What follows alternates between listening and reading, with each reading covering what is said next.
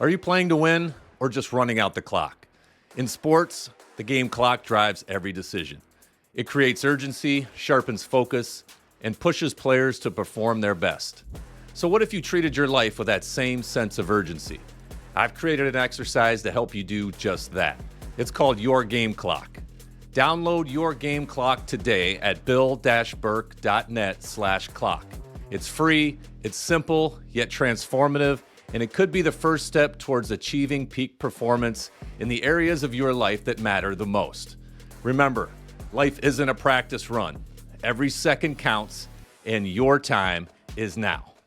Well, welcome to another edition and episode of the Fortitude Forum. I am so fired up to have Adam Jablin with us today. He is an author, he's a life coach, he is an interventionist. He just has been through an incredible journey, incredible transformation. So I want you to be able to hear his story, not only hear it, but learn from it as well. So Adam, thank you for being here and welcome to the Fortitude Forum. How are you, brother?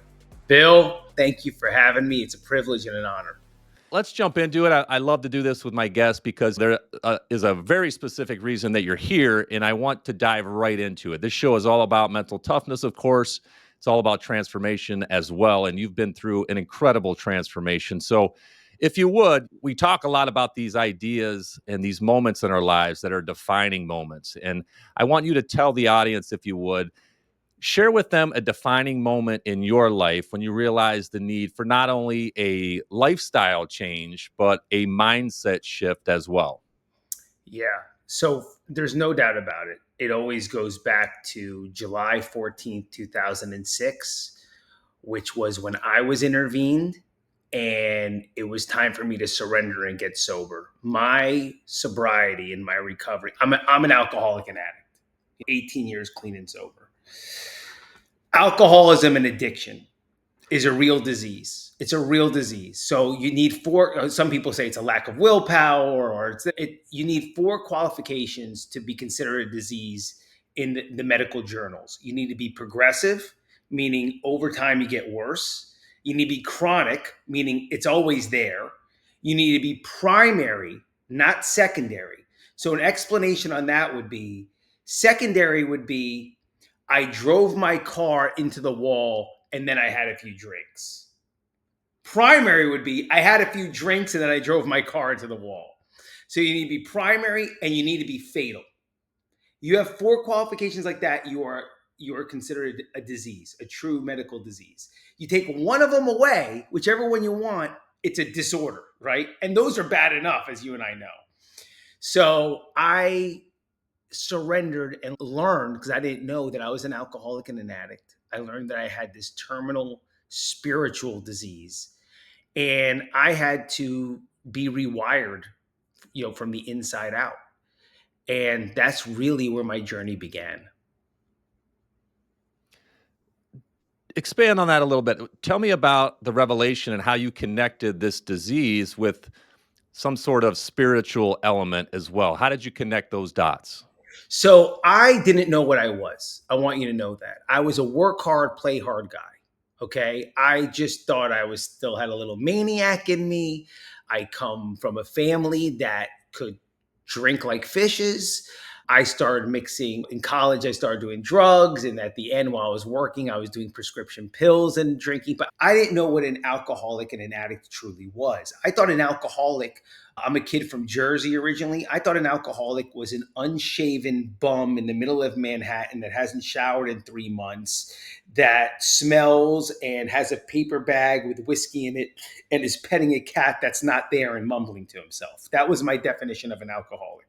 And an addict was like Chris Rock in New Jack City, Pookie, just somebody that this drawn face, sticking needles in their arms. So I didn't even know what this was. I had no idea what this was. I just thought I was a work hard, play hard kind of guy. Diligent, mindset, first one at work, last one to leave, get everything done and then as soon as 6 o'clock came around, maniac.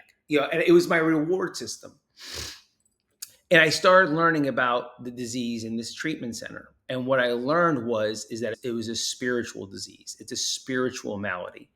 and that we were drinking and using drugs to fix something in the soul, this hole in the soul. And all of these things that I had not uncovered or even looked at. I really had skipped the maturing process when I started drinking and drugging. And there were traumas, there were things in my childhood, there were lack of self-esteem, lack of self-worth, self-sabotage. There were all these things that I did to myself constantly. And it was true. And where I grew up in Jersey, believe it or not, they didn't even call it liquor stores. Where they had it used to be called fine wine and spirits. So even in the Bible, alcohol is considered spirits because when you drink, it raises your spirits. And I had a spiritual disease. For me, when you take away alcohol and drugs, it's like taking away air. It's as natural as breathing. And now you're taking that away. So how do I live? And there is a big spiritual component in recovery. And that's what shifted my entire mindset. There's so much to dive into there, but I want to stop for just a second and talk about the decision to go into rehab. You talk about addicts and you see their stories and how difficult it is and how much they resist that. So, talk me through how you actually got from where you were in the depths of addiction to actually walking through the doors of a rehab center. Oh, bro, I had resistance. Now it didn't look as dramatic as the movies or anything like that, but I walked into this beautiful intervention where everybody had these wonderful letters written to me, very heartfelt, something very amazing about myself, something very sweet. Then in the middle, oh yeah, we know what you've been doing. We know it. And they knew. And with a memory of almost slipping down the steps with my 6-month-old baby, or driving over the mailbox, or driving wasted with my nephews, and just shame and guilt. And then another paragraph of how they know I really am, the man I really am, and will I get help? I'm watching these family members of mine cry, and I just want the pain to stop. I was like, God, this is all. I'm like, yeah, whatever you need. Then the interventionist lit up because then he saw there's a path. And that's where my resistance came, because he started going, great, we have this place. It's called the Hanley Center. It's in West Palm Beach. They have a healthy menu. I see you're a healthy guy. They have a lake and you can run around 4 times. And it's like he's selling me. And he goes, the best 28 days. And I just kept hearing 28 days, 28. That's a month. That's a month. Like, who's going to be Adam Jablin for a month? Who's going to run the business for a month? Who's going to run the show for a month? And that's where my resistance started coming up, because again, I started thinking about, I wasn't thinking about the people in pain, my loved ones. I wasn't even thinking about my own life. I was like, where is everyone going to say Adam is? Always thinking about what others are thinking about me, what others are saying about me, all that nonsense. And that's where this defense came in. And finally, he saw my resistance and we negotiated on 10 days. Okay, let's go see if you can go for 10 days and see if you have this thing. As I told you in the beginning of the question, what was my pivotal moment? My sobriety date is July 14th. I don't know if you've ever been in South Florida in July, but it's hot and it's muggy Oh, and yeah. it's humid and it's disgusting and you're sweating and it rains every day. So I'm thinking in my mind, really good time to do this little sabbatical would be somewhere like December, January, February. It's gorgeous down here. That's why everyone comes to Florida. It's why they have the Super Bowl here. So I'm already negotiating in my head. And finally, when the time comes, I go, 10 days I can do. 10 days, I could say I'm running the company in New Hampshire, or I'm spending time with my baby. And I'm like, when do you want to do this thing? And the gentleman said 2 words, bro, that I could not process. He said 2 words, and he said, right now. And I said, right now? And he said, right now. And I said, right now? Now? He's right now. And I'm looking at everyone, right now. And dude, this went on like a ping pong match. Everyone was like, yeah, everyone was just going, Yeah. now, right now, right now, right now. And I had a few other things. I have this for work. Who's going to walk the dog? And it's very humbling when everyone's, we don't need you in your life. We don't need you in your life. And I surrendered and I went. And those 10 days did turn into 28 days. And those 28 days were some of the most painful and magical moments of my life. And that switched my, what you and I would say, mindset. Because before I was a grit guy, I was a get a bigger hammer. I was, you need more effort. Well, the solution was always more effort, more grit, more determination, more. But guess what? It was also, Hmm. and I had to learn a spiritual component to really have the right mindset. Where not that those things aren't wonderful, grit, determination, perseverance, but they also go hand in hand with faith, trust, acceptance, surrender. And I really believe when you put this God development with this personal development, that's when we're truly aligned. Amazing. I love the way that you just said that. That's incredible. It just takes my mind to exactly what you just described. It doesn't have to be a struggle.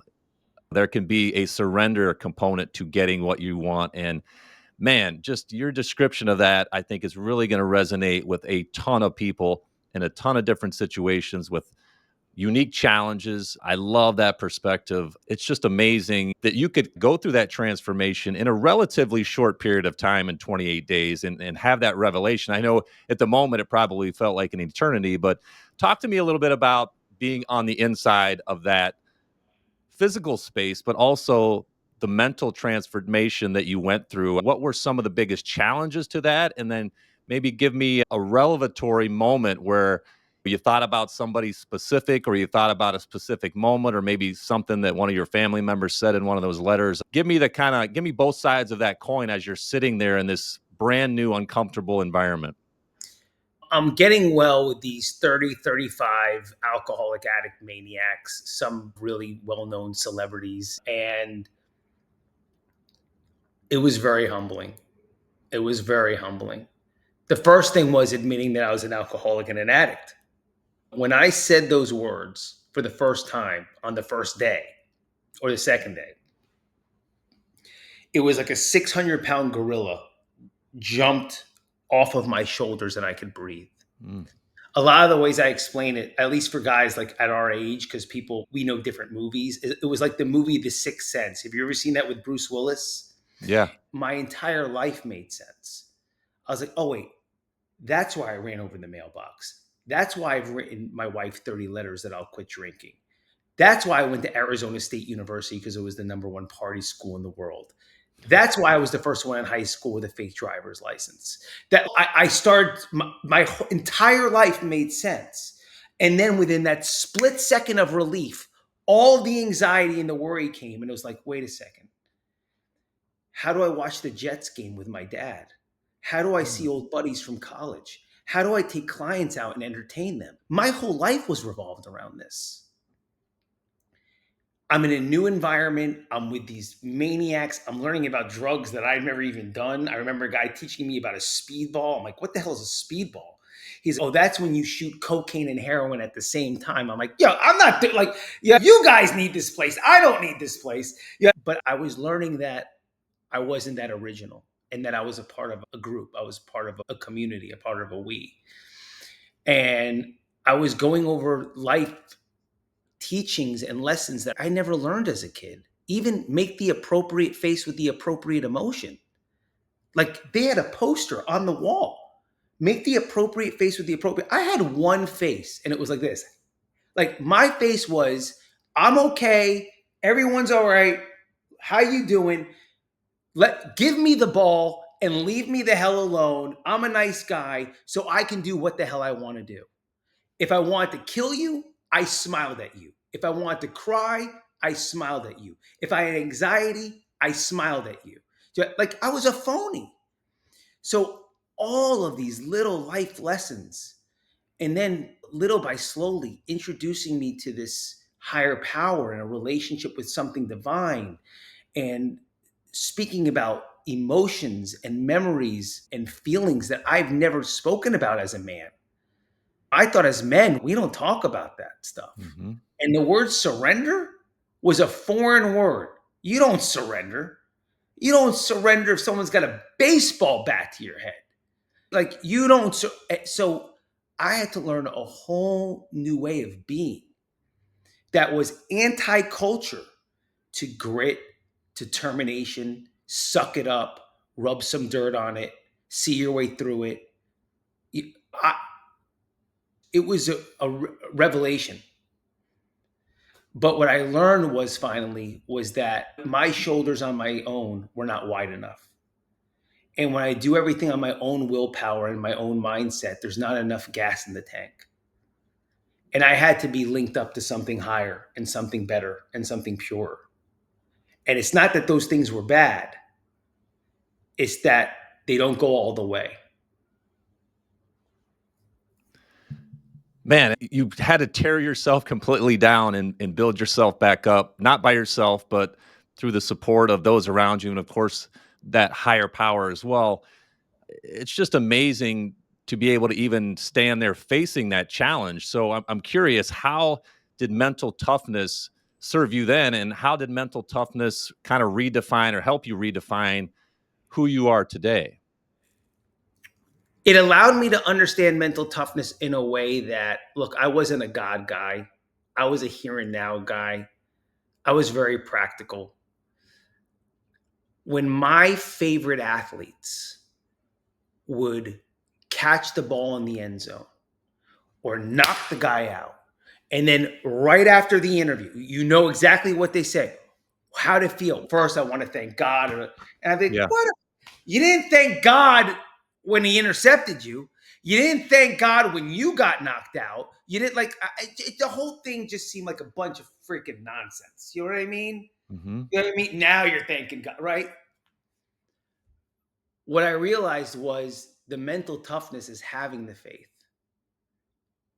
is having the courage, is realizing that there's something bigger and more divine. It doesn't stop you from doing the reps. It doesn't stop you from going to practice. It doesn't stop you from going to the gym. It doesn't stop us from being entrepreneurs. It doesn't stop us from building our programs. But the actual courage is in saying, I can't do this all on my own. And I need outside help. I need outside help. You know what I mean? I really thought mental toughness was, I was a very poor man's version of David Goggins. I was a poor man. For me, it was grit, determination, rub some dirt on it, wake up earlier, go to bed later, like me, Adam, and I'm the fucking problem. My mental toughness started understanding that we need each other. We need something greater. A great way of looking at it with mental toughness is Michael only became the GOAT when Phil Jackson started teaching him, Detroit has your number. And if you don't learn to trust your teammates and pass the ball, we're done. We're done. You, as Yeah, amazing as you are, you can't do it on your own. that's right. That's toughness. It looked tough the other way. Oh, he's scoring 52. No, but it wasn't winning. It was just electrifying. He could have gone down as the most talented athlete that never won. And that's where it was going. You're good, you're good, you're not magic, you're not Bird, but you're good. So mental toughness is also realizing when to share, when to turn it down, when to surrender, when to accept. They go hand in hand. And I think so many, not us, not you and I, but the world has become a reel or a YouTube video I think so much of the education is so much more on the hard work. And to me, I actually think it's, if you're wired like us, the hard work is actually trusting in your teammates, trusting in the people that work with you, trusting in something greater than you, because it's so much more natural to put it all on our shoulders. It's just more natural. And especially when we're coming from an environment like that. I know my mother always used to tell me, if you want something done, you got to do it yourself. So that was ingrained in me. And I think that has Yeah. served me well in certain aspects, but also in other aspects, now that I'm a little older, got some perspective. I'm right there with you. I need some help in certain areas. I can't do everything myself. I'm a parent of two teenagers. I've got a family. I've got businesses. It just can't be done. And to your point, part of mental toughness, I think, is knowing when to be quiet or to ask for help or step back. It can appear to be weak sometimes to other people who are in that old school mentality of grit and get a bigger hammer, as you alluded to. So I'm right there in lockstep with what you just described it as. And I think it's so important for everybody listening to understand that mental toughness can look a lot of different ways to different people. And you've got to find what works for you, and you've got to find that aspect of it that makes you propel forward and help others come along with you as well. So I really love the way that you frame that. Were there any other beliefs that you had to let go of in your journey of resilience and mental toughness through your recovery? Yeah. Yeah. I would say one that would be good for this show, um, rather than always buckling down on the spiritual component, which I love, is something I had to transform is that change is hard. That change is hard. I think a big component of mental toughness is the ability to change. And Mm. there is no pain in change. There's no pain. The pain is in the resistance to change. The resistance to your accountant saying, let's start do it this way. The resistance in one of your operators saying, I think we should try this. The resistance in your coach telling you, you got to pass the ball. The resistance in, I don't want you to do more miles. I want you to do less miles. I need you more fret. The resistance in we're going to see change. It started bleeding into everything I did. I started leading by example. Not just I need this to be a certain way. I need the nutrition to be a certain way. I need the company to be a certain way. I need this, that, external, more, more, more, more, more. So when I changed from within, that's what everything. So I think that's a really big one, that change is not hard. Change is not painful. The only thing that's painful about it is your resistance to it. It wasn't painful for Michael to pass the ball. Just wasn't used to it. It wasn't painful for Kobe to train less, even though Tim Grover made him train less. He just was so hyper freaking competitive trying to catch Michael, but wasn't painful. He was just too obsessive. I think we all think that there's so much pain in change, and there's no pain in change. The pain is really within that resistance. Mhm. That's great perspective. And you talk about the resistance to change and pushing back along those new things, new experiences, new habits. So I'm curious as well, after your recovery and after your kind of revolution that you went through, what are some specific habits, maybe some routines or even strategies that you use now? Because to my knowledge, being a recovering addict, that's not a finite finish line type of deal, right? It's a daily struggle. It's a struggle minute to minute. So what are those strategies or habits that you've put in place to keep that mental toughness strong as you step forward each and every day? So, some of the components that I do, some of the practices I do is I pray morning, afternoon, and night. Now, I don't care if that's to God. I don't care if that's to Jesus. I don't care if that's to the universe. I don't care if that's the divine.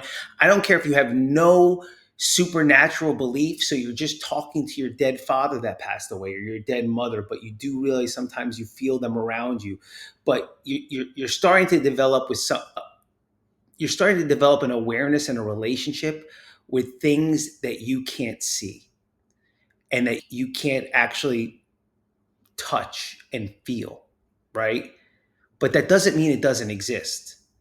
Right now, pilots are flying planes nowadays and they're using nothing but solar radar.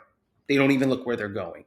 Whales are speaking underneath the ocean right now, right? Dog whistles are happening as we speak. You can't hear them, right? These things, when I was a kid, this is some Star Wars Buck Rogers nonsense. There are algorithms and there are vibrations and there are technologies that are happening. So just because you can't see it and you can't feel it doesn't mean it doesn't exist. And you have to open your mind to something bigger. So it starts there. So I do 3 practices a day of prayer, right? I learned how to quiet my mind in meditation. I read something for me more spiritual in nature because I love grit. I can't keep feeding what I love. You know what I mean? Mhm. I want to put everything on my shoulders. I want to be the man. But it's about, I read something that will help me with my faith or with spiritual development or with internal development or seeing things how I want them to be and not necessarily how they are. So something, prayer, meditation, journaling. I journal quite a bit. And also being a part of a recovery community and always giving away what was given to me. That was something that was taught right away.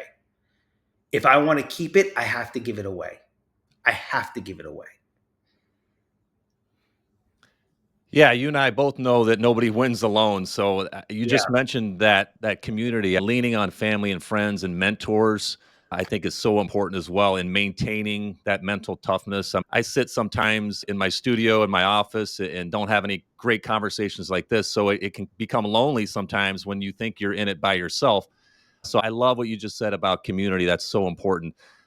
Talk to me, if you would, a little bit about the new book and what was the motivation for creating that. I wrote one myself last year, so we could talk all day about the mental toughness needed to put something like that together. But more than being an author, talk to me about what the motivation was, what's in it for the readers, and a little bit about the inspiration for it. Yeah. So my new book. So first, this was my original book, right? This was self-published, went New York Times bestseller, but it's called Lotsaholic: From a Sick to Sober Superman. And it's my journey that we just discussed about in great detail. And the reader goes through rehab with me. You go through rehab with me. Now, towards the end, when I come out, you meet my mentor, right? Who's a rock and roll Hall of Fame legend named Dion. A lot of people know his music from The Wanderer, Run Around Sue, Oh Why yeah. Must I Be a Teenager in Love, Ruby Baby. There were 2 artists on the cover of Sgt. Pepper's Lonely Hearts Club Band. Only 2 musicians out of all those faces. One was Dion and one was Bob Dylan. He's been the inspiration to Bob Dylan, Bruce Springsteen, Eric Clapton. You know what I mean? These are the guys that my heroes looked up to, is my guy. You know what I mean? I was a Springsteen guy. I was a Jersey guy. You know? Right. I'm right there with you, man. Yeah, yeah. So I met Dion when I was 12 years old and then reintroduced to him my very first day at 30 years old in recovery. And he took me under his wing. And about 2020, about COVID, we would always have these lunches and dinners together. And he raised me as a sober man. One day I just said to him at one of our lunches, I wish everybody could hear these stories. I just wish everybody could hear what we talk about. And he literally had the idea. He goes, well, why don't we start journaling them? We started documenting one little bit at a time. And before you know it, after 4 years, a real book came out of it. So it's called Dion the Rock and Roll Philosopher: Conversations on Life, Recovery, Faith, and Music, by both of us. And the whole thing is, it's written by me, but it's him. So you're hearing it from my point of view, my lens, him passing down all this knowledge and wisdom and experience, but being now passed not just to me, but to a whole audience. And what's cool about it is, it's all these life lessons, but it's not just his marriage and it's not just his kids. It's pop culture, you know what I mean? And there's Paul Simon wrote the foreword, Bishop Barron wrote for us, Eric Clapton, Stevie Van Zandt, Bruce Springsteen, Bob Dylan, all contributed to the book. And I'm really proud of it. Like, we're extremely proud. We're extremely proud of what's happening. This is, although it's my mentor's life, this is also a lot of the 18 years of what I've learned, and we're now passing it to the world. Amazing. Where can people get it? Yeah, they can get it on Amazon, Barnes and Nobles. Things just started kicking up. The business behind a book is so interesting. And so at first it was going to come out in November. They said really bad idea on our part because there were the elections. Then they bounced it to January 14th, which was basically right around when Trump went it. So, and now all of a sudden, now we just had a book signing, 400 people showed up. We spoke at a church, 1,400 people showed up. So now the momentum started to kick in. We just got booked on Bishop Barron's podcast, who's introducing us to Dr. Jordan Peterson. And then we're going on this big one in New York. I don't want to just keep name dropping, but sometimes you just got to be patient. That's incredible. That is such a unique combination of material. I can't wait for the audience to read it. So go out and grab that on Amazon as quickly as you can. Just a couple more questions, Adam, and then I'll let you out of here. I'm Sure. just curious, in your coaching and your speaking work, how do you instill, what are maybe one or two things that you use to instill mental toughness in the people that you are now trying to reach back and help as well? It's a lot of what we went over today. The name of my coaching program is called the Hero Project, right? And it's because I I love believe that. I believe every individual is a project, right? So it's not the Hero Program, right? It's not a 12-step program. It's not P90X. It's not Arnold's routine, chest and back, shoulders, arms. Like, it's not a program. It's everybody's an individual project. And within this, you're going to go through your hero's journey. And within this hero's journey, you're going to learn some 12-step principles of some things you have to let go of. You're going to learn some spiritual practices, right, on this journey. You're also going to learn some health and body building, wealth, fitness lifestyles. You're going to keep learning and also going to go through the road less traveled and maybe your own entrepreneurial journey. But in every hero's journey, there's always the separation in the beginning, separation from the old life, separation from the old story, separation from the old business, separation from the drinking, separation from the drugs, separation from the noise, whatever.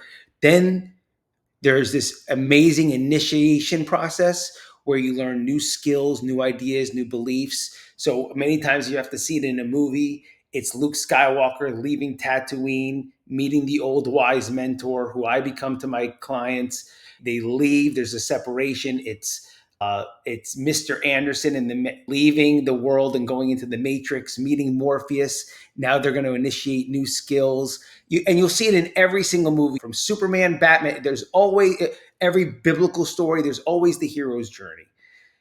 That old wise mentor starts initiating these new ideas, new concepts, new beliefs, new ways of seeing the world. You know what I mean? You could say that's learning that you're the one, learning the force, but here it's going to be real life, real touch and feel. And then there's the time that you have to slay the dragon, which is where that grit and that mental toughness comes in. It's where all your skills have to come at one. And you have to face the fear once and for all. You have to face the fear. And that fear is only lying in you. That's all it is.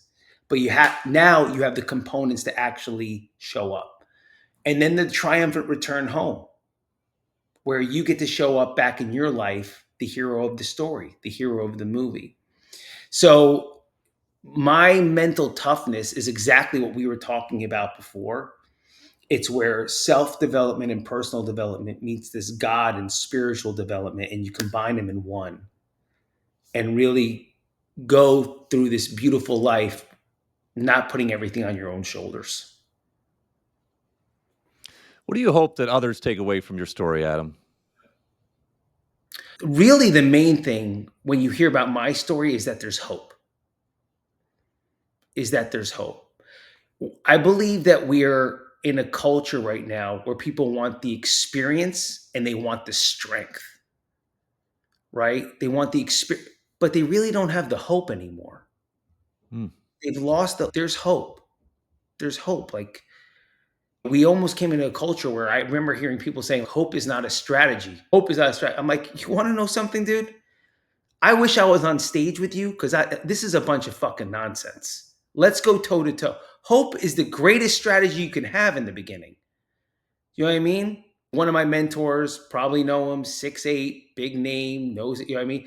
And like, people stole his thing like proximity is power. Not anymore. Proximity is a selfie.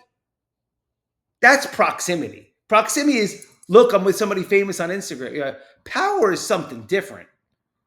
Or power is having the courage to saying, "Can I collaborate with you on something? Can I do something with you?" But proximity ain't going to do that for you. You still have to have the courage.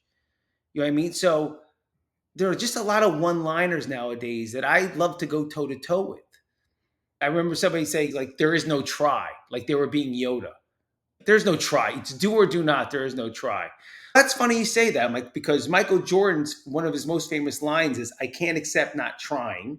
I'm like, if you've ever taught your son or your daughter to ride a bicycle, you're going to use the word try. You're not going to be like, "Oh, you fell? No, do or do not. There is no try. Sorry, sweetie. I'm going inside." You know what I mean? In the 12-step principles, one of the last lines is, we try to carry this message to alcoholics and addicts. We try. Why does it use the word try? Because it doesn't mean they're going to receive it, but it takes a little effort on our part. So why I'm saying this is, I don't want somebody's cultural nonsense to jump in and be like, "Oh, he's a hope guy." Yeah, it starts with hope. It starts with hope. I couldn't agree with you more. And I know you've helped thousands of people already, and you're going to help so many more, especially with the new book that's coming out. All of your principles. I love your unique perspective on things. And of course, in terms of mental toughness, you've been through it and you come out on the other end. And I love the fact that you were able to share a little time with me today and impart to the listeners everything about your journey that you've been through. So tell the listeners, if you would, Adam, just where they can follow you, where they can connect with you and get some help from you if that's something that they need. Yeah, yes. On all the platforms, it's just my name, Adam Jablin. So from Instagram, LinkedIn. I really don't have a great TikTok account because I never put the time and the effort into it, which was my bad because I think that thing's taken over. My website is adamjablin.com, and me or my team will get back to you always, always right away, because a lot of times the people that are reaching out to me may be suffering something more than a little bit of lack of self-esteem. Sometimes there's a little bit more going on under the covers. And I know that pain really well. So if you reach out to me, you're going to hear back from me very quickly. Thanks for being here, Adam. Awesome conversation. I really appreciate the thoughtfulness and all the answers. And again, I think this is just really going to resonate with so many people across the globe. So, best of luck to you. And thanks again for being here. Thanks, bro. I'm really happy we made this happen so fast. That was great. Absolutely. Me too. All right.